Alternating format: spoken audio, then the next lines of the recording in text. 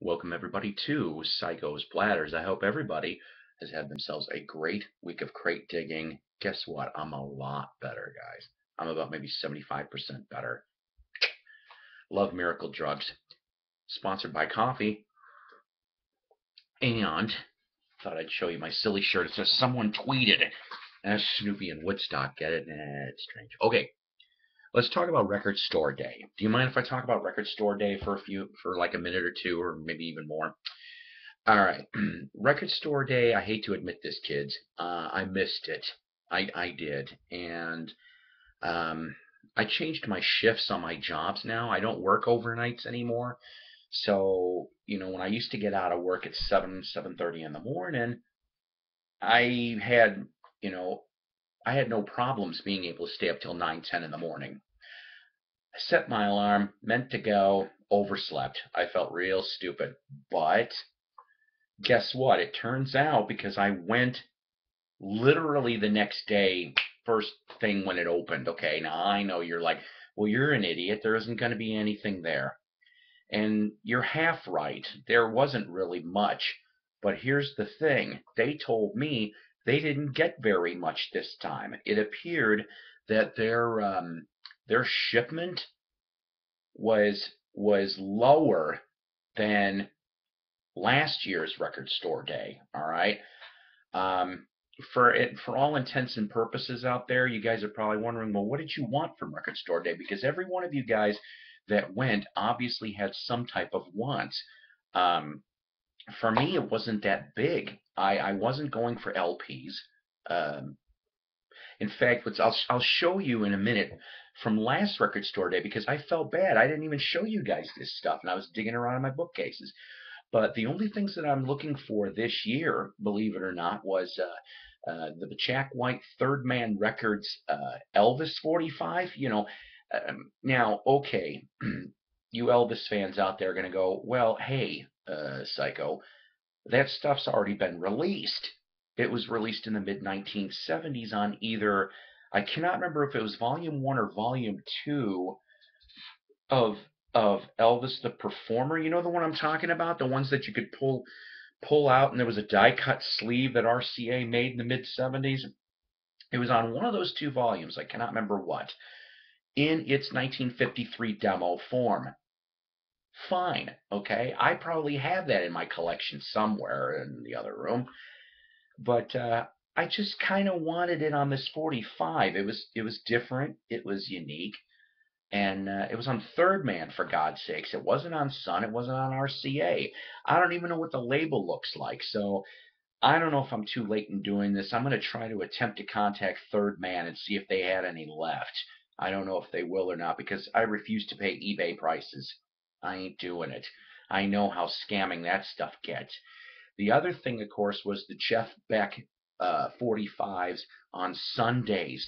The one that I was looking for in particular was Love is Blue on the blue vinyl, because if I remember correctly, it was never released in the United States in that format, and it just would have been something neat. They went and Sundays always does a fantastic job. They kind of mocked the epic labels of that time frame. I think they looked like white label promos in the particular 45s, so it would have been halfway interesting. So here's what I'll tell you. I ended up getting, and I forgot to show you guys this last record store day. Now, I'm not talking about Black Friday, I don't think. Maybe I am. I can't remember anymore. But the record store day before that, okay? I ended up getting a 45 and a 10-inch back then. I ended up getting Faith No More's 45 Mother Fudger. Yeah, I'm saying it like that because I don't need any more trouble as it is. I kind of liked it. It's kind of cool. It's on Reclamation Recordings, but it looks like something from a 78 from a 20s, doesn't it? I like Faith No More. I'm glad they're back together primarily, and I heard their new album's coming out soon. I'm not sure when. Also, guys, I'm a huge Judas Priest fan. I ended up getting this, and I cannot. How do I explain this? I have yet to actually get Redeemer of Souls. I haven't gotten that one yet, okay? But I ended up getting this first. This one, of course, was called Five Souls. This was a 10-inch EP. Forgive the glare because the shrink's still on it. Here's the front, there's the back, and it says on the label, limited edition, 5-song EP on red vinyl includes the bonus tracks from Redeemer of Souls, first time available on vinyl. Now, I also like how cool this looks too. I've actually heard these, and they're not bad. I know with KK Downing being gone and all, that it kind of changes the chemistry. But the new guy, I'm half out of it. Rob, can't remember his last name. Really good though. Seriously, I like this. So those what I got last record store day. So I know you're probably wondering to yourself, well, okay, well if you didn't get anything for record store day, did you get anything? Yeah, I actually did. I found a whole bunch of stuff literally in the last 72 hours, and I'm going to show you a little fun bit that I picked up. This one was 2 weeks ago. And there was a slight personal story to this. Let's start off right off the bat here. I paid $1 for like these first couple. Originally from 1959 in stereo, Dance to Duke is piano and orchestra at the Bal Mosque on Columbia. Now it says on here on this little label, it says Columbia's Special Archive Series. Now, like I said, being known that the original release date is 1959, this one here is on a Columbia Special Products, but it has the old I label with the LP block that I'm used to seeing. So is this still 1959 or is this an early 60s reissue? Who knows? But still, for $1, couldn't pass that up. Here's somebody I never heard of before. Etta Jones' Greatest Hits. By the way, these first couple were Goodwill finds, okay? Now, Etta Jones, believe it or not, I didn't know much about her. Here's the front, here's the back. All right. This one here is on Prestige. Now, this would be a late 60s release. Okay, 1968 or 69, if I remember correctly. But let me tell you a little bit about her really quick. It says here she was born in South Carolina, raised in Harlem, didn't start recording till the mid-1940s. She had 3 Grammy nominations, the first one being for her album Don't Go to Strangers in 1960. In 2008, that album happened to go into the Grammy Hall of Fame. Okay, so I kind of thought that was cool. Her main recording output, of course, was for the Prestige label, but she also ended up dabbling with RCA and High Note and Muse. She passed away in 2001. This next one here, Jimmy Smith, the Boss on Verve. That's right. Here's the front. Here's the back. You love the Verve label like I love the Verve label? Well, good. Here it is. I should just show it to you anyway. This one here also recorded in the late 1960s. Your main people on here, yes, George Benson is involved in this. He actually brought popularity to the Hammond B3 organ in the jazz world when he started out. He originally started out in Blue Note in 1956, went to Verve in 62. Over those years, he teamed up with people like Wes Montgomery, Kenny Burrell, of course, George Benson. In the 80s and 90s, he managed to revive his career once again with the revived Blue Notes and Verve labels, along with Milestone and Elektra as well. His last album in 2001, .com Blues, happened to have guest stars like Dr. John, B.B. King, Etta James. He passed away in 2005. All right, to go from that to this is my first one from these guys. I cannot wait to listen to this. Misfits, Walk Among Us. Yeah, Psycho likes to listen to a lot of stuff. I can go from Duke and Jimmy Smith and Etta to Misfits in a flick of a switch. This one here, Walk Among Us. Here's the front. Here's the back. I'll show you this one now. Forgive me, okay? I know the original release date on this was supposed to be 1982 on Ruby Slash. Now, I'm taking a very good guess, of course, that this is a reissue. But you know what? For the price I paid for this, which was nice, and that it was on beautiful blue vinyl in looks like mint condition to me, I couldn't pass this up. Now, the original incarnation of the Misfits, you had Glenn Danzig. All right, you had Jerry Only, his brother Doyle, and a guy named, his real name is Joseph McGooden. I don't know if I'm getting this right, but it's AKA Arthur Googie. What a name. So this one was put out in 82, like I said, on Slash Ruby Records. But with some slight lineup changes, this lineup broke up in Halloween of 83 in Detroit. was kind of a big ugly mess how everything kind of ended up. Misfits ended up coming back in the mid '90s. Jerry being the only original member that's still there. They actually came down here once or twice in the Northwest Arkansas area and played George's Majestic. And each time I was kind of depressed I wasn't able to get out there.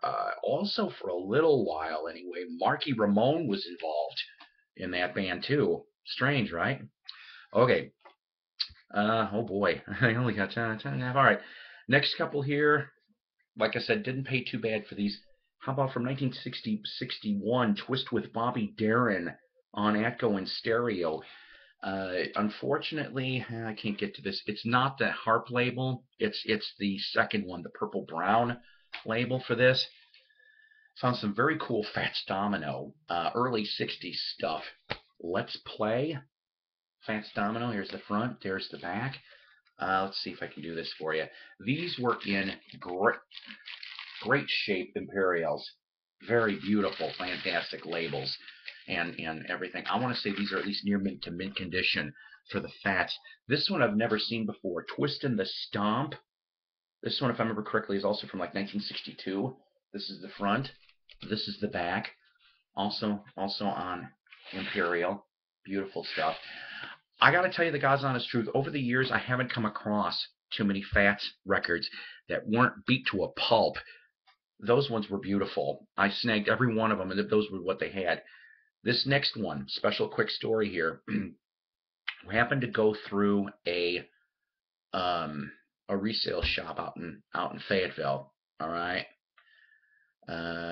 It's a big place. It's huge. This place is. Their records are pretty spotty. When I found this, and I'm like, what? For $3, I couldn't pass this up.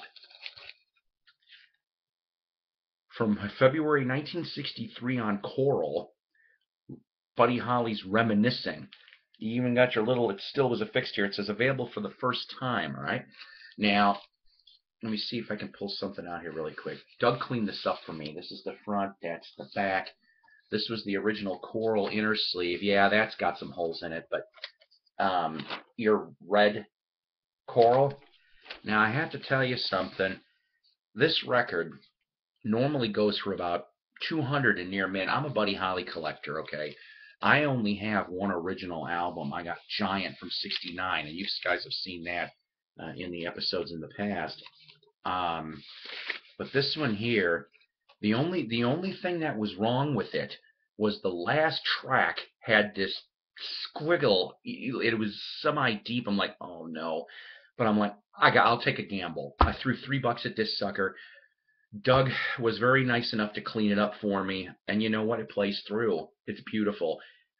Like I said, this was released in early '63. The Fireballs, yeah, you know, Sugar Shack, Bottle of Wine, Reaction to Action, that band. They ended up being employed by Norman Petty out in New Mexico to overdub. I kind of wish they didn't do that stuff, but I know that, what is it, for the First Time Anywhere albums, they cleaned up and stripped off the Fireballs, and you can hear there's a beautiful version of Slippin' and Slidin' on here. It's fantastic. It really is. It's a slow version. Maybe I'll post it on YouTube or post it to Facebook later.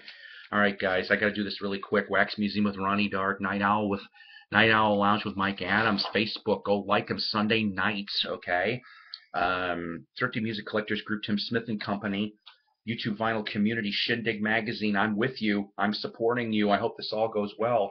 I have 3 new recommendations for you guys. Don Cole, Bill's Box of Sound, and of course Panique's 1960, my friend Rob out in Boston. All 3 of them, go subscribe and like their channels. They're all great. Take care. God bless. Sorry for the speedy bit, but we're still on the 15-minute time limit. I'll see you guys next week. We're inching our way to 100, guys. It's beautiful. Hopefully next week I may have an update. Black Oak, Arkansas is coming here to the area. Maybe I'll have some side goodies to show you. Take care. God bless. Rock on.